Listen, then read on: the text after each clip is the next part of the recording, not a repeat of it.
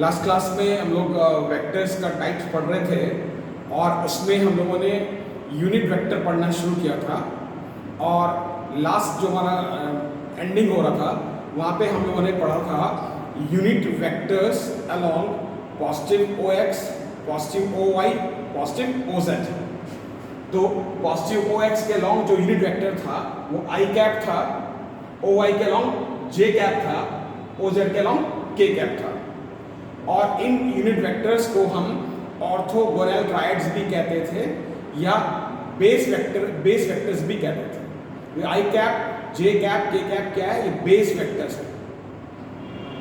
अब उसको orthogonal triad भी कहते थे, यानी ये स्टैंडर्ड यूनिट वेक्टर्स हैं ओ एक्स के अलोंग, ओ वाई के अलोंग, ओ जेड के। अब क्या है, साथ में इस लास्ट क्लास में भी पढ़ा गया था vector A is equal to unit vector into its magnitude, यानी कि unit vector is equal to vector by its magnitude. जहां पे A मॉड, याद होगा इसको, mod of A vector A पढ़ते थे जो कि A के बराबर है और A किसको रिप्रेजेंट करता था? मैग्नीट्यूड को। A किसको रिप्रेजेंट करता था? मैग्नीट्यूड। फिर क्या हुआ? फिर हम लोगों ने क्या किया था? यहां तक हमने पढ़ लिया था। अब यहां पे आते हैं vector in terms of orthogonal triads और बेस वेक्टर। तो ऐसे में अगर मान लें हमारे पास कोई वेक्टर A लिखा है a1i plus a2j plus a3k, तो उसका अगर हम मैग्नीट्यूड लिखना चाहें या मॉड लिखना चाहें तो इस ढंग से लिखा जाएगा under of a1 square plus a2 square plus a3 square. अब ऐसे में हमने ऊपर देखा था unit vector is equal to vector by magnitude. तो अगर हम इस वेक्टर का यूनिट वेक्टर लिखना चाहें तो unit vector is equal to vector by its magnitude. जैसे ही ऊपर से एरो हट गया मतलब मैग्नीट्यूड है। और लिखने का तरीका क्या था? ये रहा आपका वेक्टर और इसका जो मैग्नीट्यूड था वो निकालने का तरीका क्या हुआ? इस फॉर्मूले के अकॉर्डिंग अंडर ऑफ इसका स्क्वायर प्लस इसका स्क्वायर प्लस इसका स्क्वायर। तो ये a1 a2 a3 जो था तो a1 स्क्वायर अंडर रूट में है, अंडर रूट a2 स्क्वायर में था और a3 का स्क्वायर सबका समा। ये मैग्नीट्यूड निकालने का तरीका है अगर हमें डिफरेंट वेक्टर्स को लिखा मिले ऑर्थोगोनल वेक्टर्स के टर्म्स में। आने वाले दिनों में जब हम लोग वेक्टर रिजोल्यूशन पढ़ लेंगे तो पढ़ेंगे इनफैक्ट ये x कंपोनेंट है, ये y कंपोनेंट है, ये z कंपोनेंट है। अभी कंपोनेंट्स के बारे में बात नहीं कर रहे, आगे आएगा। फिलहाल आप इतना समझें कि अगर ऐसे लिखा हुआ है तो मैग्नीट्यूड निकालने का तरीका ये। और एक बात और कहना चाहेंगे, जैसे हम लोगों ने पढ़ा था किसी वेक्टर को, जब क्या हमने पढ़ा था कि यूनिट वेक्टर वो है जो जिसका मैग्नीट्यूड यूनिटी हो और डायरेक्शन गिवन वेक्टर के डायरेक्शन से मिलता हो के हिसाब से। हम ये भी कह सकते हैं कि any vector can be written as what? Product of magnitude of vector and unit vector.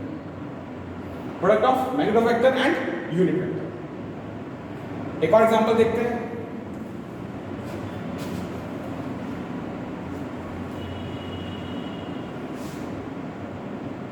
अब जैसे अगर मान लें हमारे पास कोई वेक्टर है, late us say s is equal to i minus j minus k।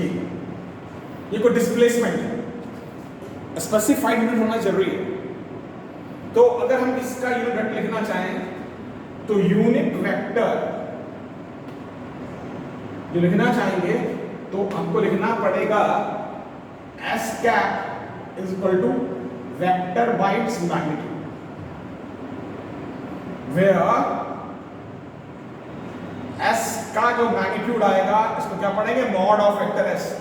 Mod of vector s ये इसके बराबर आएगा और 1 का स्क्वायर प्लस 1 का स्क्वायर प्लस 1 का स्क्वायर इक्वल्स टू √3।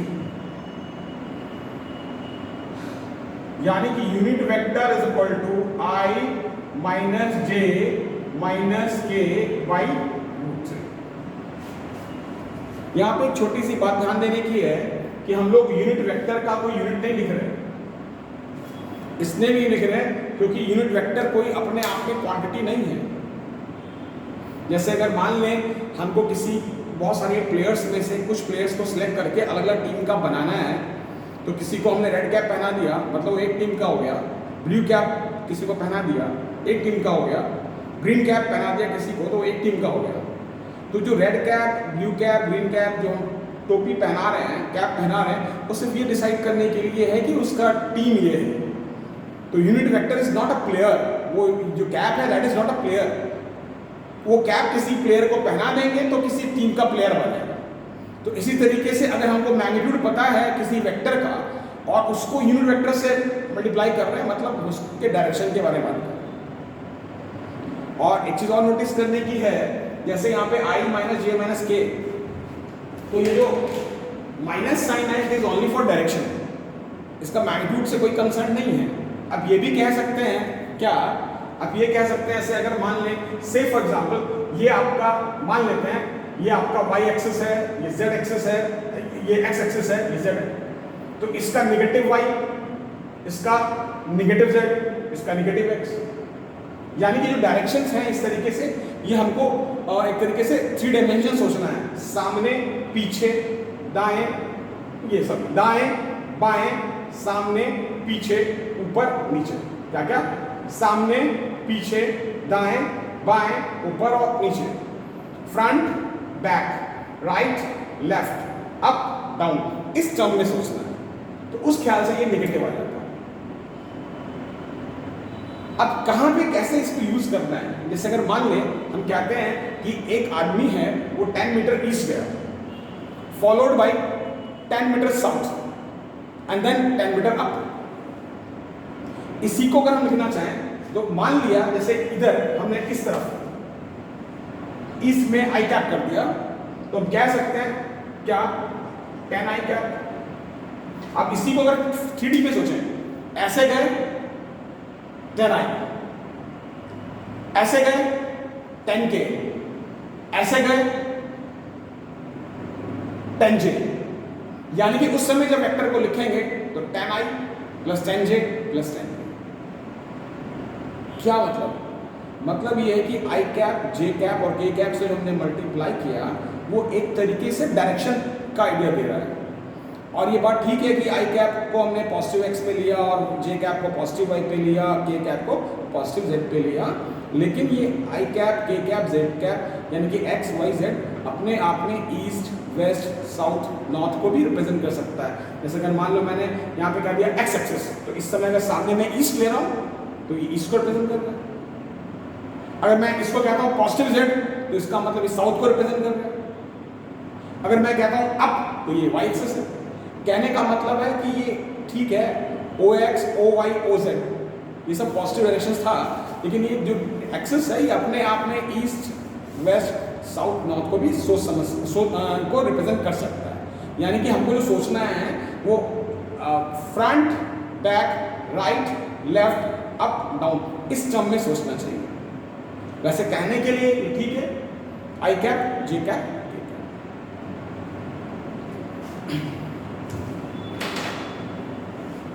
अब आता है, ये था हमारा यूनिट वेक्टर के बारे में।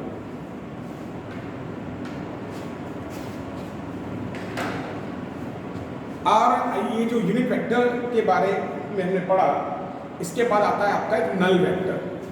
नल वेक्टर को आमतौर पे बोल्ड जीरो या इसके फिर कैप ये एरो लगा के भी दिखाते हैं, नल वेक्टर और जीरो वेक्टर। क्या ये नल वेक्टर या जीरो वेक्टर? ये नल वेक्टर या जीरो वेक्टर है, ये ऐसा वेक्टर है, अगर इसको डिफाइन करना चाहें तो कह सकते हैं vector whose magnitude is 0 and direction is arbitrary. Vector with zero magnitude and arbitrary direction. That means vector whose magnitude is 0 and direction is arbitrary. अब इसको थोड़ा डिटेल में जाते हैं। क्या अब जैसे ये क्या मतलब है, डायरेक्शन आर्बिट्री से क्या मतलब है? जैसे आने वाले दिनों में हम लोग पढ़ेंगे, किसी एक वेक्टर में जब उसका नेगेटिव वेक्टर ऐड करते हैं तो हमको ऐसा वेक्टर मिलेगा जिसका मैग्नीट्यूड 0 है।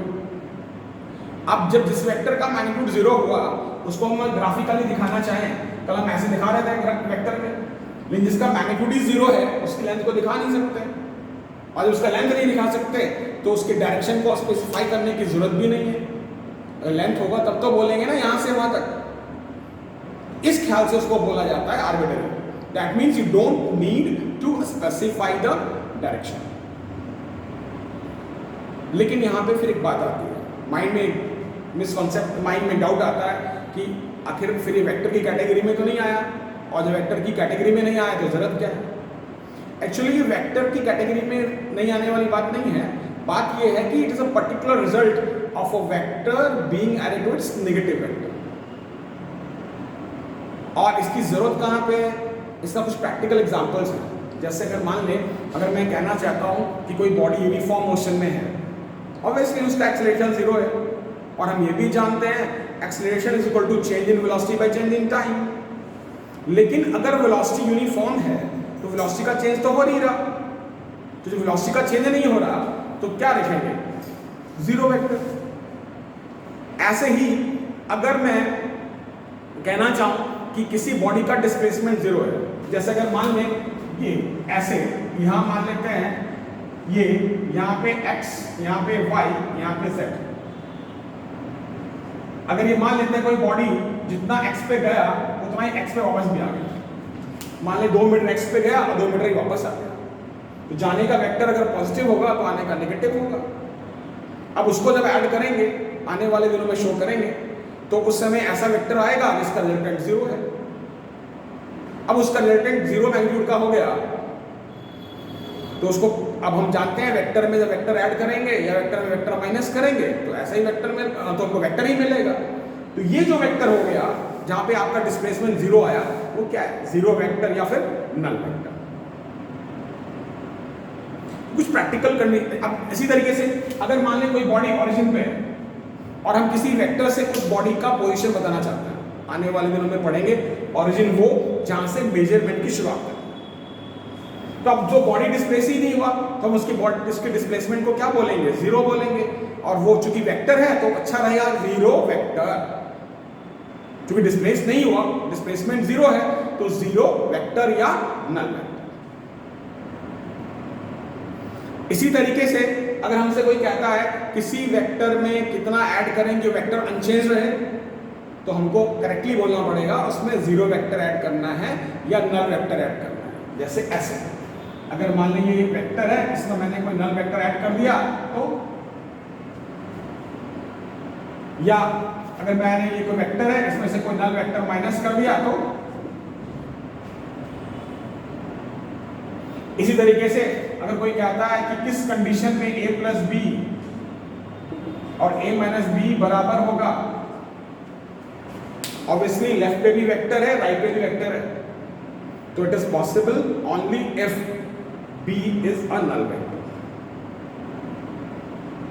So somebody asks, if somebody says what is the significance of null vector when it has no direct, when it has arbitrary direction and no magnitude or 0 magnitude, अगर उसका मैग्नीट्यूड 0 है और direction नहीं है तो फिर उसकी जरूरत क्या है, तो वी हैव गॉट व्हाट, उसकी जरूरत क्या है, sometimes we have to explain the practical conditions like 0 displacement, like 0 velocity और 0 एक्सेलरेशन, और then to complete the vector algebra.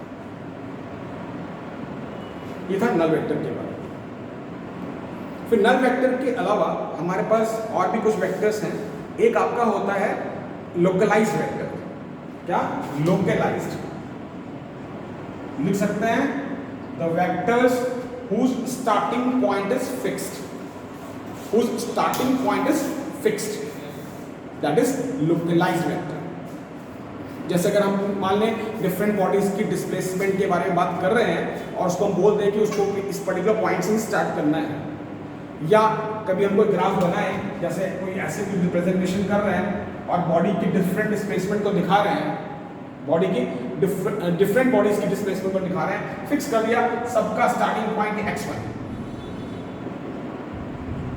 क्या, बहुत सारी बॉडीज हैं, जैसे मान लो इस रूम के अंदर मैं बात कर रहा हूँ, यहाँ पे जितने भी लोग होंगे वो यहाँ से जब अपने अपने घरों को जाएंगे, सबका डिस्प्लेसमेंट अलग अलग है, लेकिन स्टार्टिंग पॉइंट सबका क्या है, फिक्स्ड है यहाँ पे।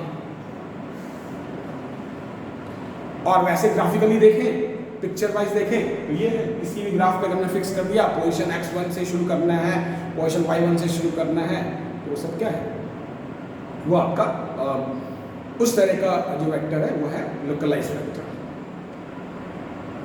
दूसरा आपका आता है नॉन लोकलाइज्ड।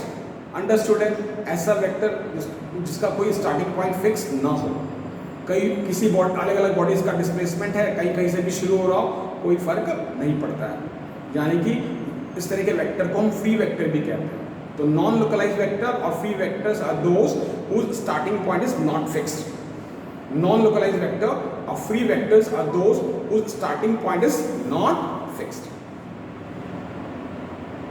फिर हमारे पास और वेक्टर है क्या, एक है आपका polar vector.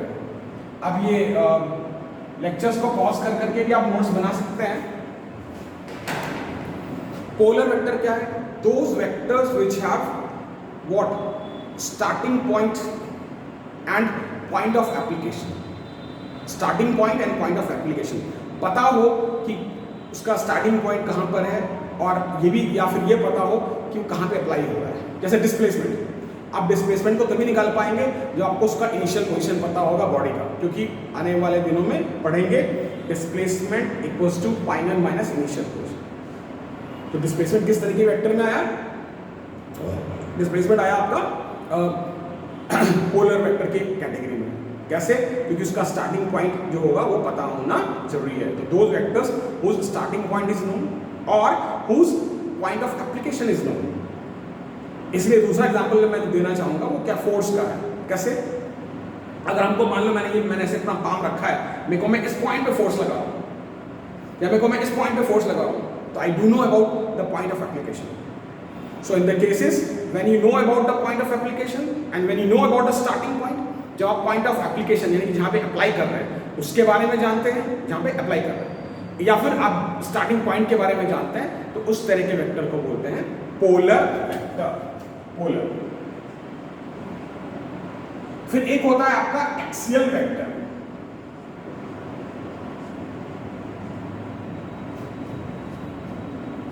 Axial vectors are those which gives the idea about rotational effects. Axial vector are those which gives the idea about rotational effect. ये वो वेक्टर्स हैं जो रोटेशनल इफेक्ट का आइडिया देते हैं। ये तो मैंने डिफिनेशन बताया, आप उसको समझते हैं। आने वाले दिनों में खासतौर पे 2-3 महीने के बाद जब चैप्टर आएगा रोटेशनल मोशन, जैसे फैन का घूमना है ना, तो उस तरह के उन तरह के केसेस में हमको इस तरह के वेक्टर की जरूरत पड़ती है। और for such vectors we don't know the starting point, but we know about the axis about which the vector is there. What axial vector are those which give the idea about rotational effect? We do not know about the starting point, we know about the axis along which vector is there. जैसे कि आने वाले दिनों में हम लोग पढ़ेंगे, एक टर्म आता है एंगुलर वेलोसिटी। एंगुलर वेलोसिटी, इसको इस सिंबल से नोट करते हैं और इसको बोलते हैं ओमेगा। क्या है? ओमेगा। अभी मेरा पर्पस ये एंगुलर वेलोसिटी पढ़ाना नहीं है। एंगुलर वेलोसिटी किस तरीके से रोटेशनल वेक्टर, किस तरीके से एक्सियल वेक्टर है, ये बताना है। एक्सियल, एक्सिस के अलावा स्टार्टिंग पॉइंट पता नहीं, क्या पता? एक्सिस के अलावा। तो वहां पे हम लोग रूल पढ़ेंगे, जैसे वहां पे राइट हैंड थंब रूल आता है। अब किसी राइट हैंड के फिंगर को अगर कर्ल करें तो पार्टिकल के घूमने का आइडिया देगा, बॉडी के घूमने का आइडिया देगा, और जिस तरफ थंब चला जाए वो एंगुलर वेलोसिटी का डायरेक्शन देगा। तो एंगुलर वेलोसिटी का डायरेक्शन कहाँ हो गया? इस एक्सिस के लॉन्ग। अगर मैं ऐसे घुमा रहा हूं तो इस एक्सिस के लॉन्ग। तो एक्सिस का पता है, स्टार्टिंग पॉइंट का पता नहीं। या अगर मान लो कोई बॉडी ऐसे है और इस तरीके से है, अगर मैं इसको ऐसे घुमाऊं तो मेरा थंब कहाँ जा रहा है? अंदर की तरफ। तो मुझे अंदर की एक्सिस का पता है, यानी कि एंगुलर वेलोसिटी अंदर की किसी एक्सिस की तरफ है, उसका मुझे पता है। तो this type of vectors are termed as axial vector. लेकिन ये जो राइट हैंड थंब रूल है मैं अभी नहीं बता रहा हूँ, जब आगे सर्कुलर मोशन पढ़ेंगे, रोटेशनल पढ़ेंगे, वहां पे हम इसको डिटेल में डिस्कस करेंगे। बस खाली अब ये दिखाना चाह रहे थे कि ऐसे वेक्टर्स का हमको स्टार्टिंग पॉइंट का नहीं आइडिया रहता, हमको ये आइडिया रहता है कि ये वेक्टर किस एक्सिस के। तो ये कुछ कॉमन टाइप्स का वेक्टर हम लोगों ने डिस्कस किया। कोई इनिशियल था, कोलिनियर था, इक्वल था, फिर आपका नेगेटिव था, फिर आपका यूनिट वेक्टर था, नल वेक्टर था, लोकलाइज था, नॉन लोकलाइज था, फिर आपका पोलर था और एक्सियल था। असल में जो एक्सियल वेक्टर है ना, इस तरह के वेक्टर को हम पढ़ेंगे आगे, इनको स्यूडो वेक्टर भी कहते हैं। PSEUDO, स्यूडो, P साइलेंट रहता है, इसलिए कहते हैं कि इन वेक्टर के डायरेक्शन में पार्टिकल खुद नहीं होता है, झूठा। अब इसे हमने ऐसे घुमाया तो एंगुलर वेलोसिटी कहाँ है? ऊपर, और पार्टिकल कहाँ है? ऐसे। तो एक तरीके से यहाँ पे भी एक टर्म भी आता है pseudo vector, those vector in the direction of which particles are not there, those vectors in which in the direction of which particles are body is not there, उनको हम स्यूडो वेक्टर भी कहते हैं।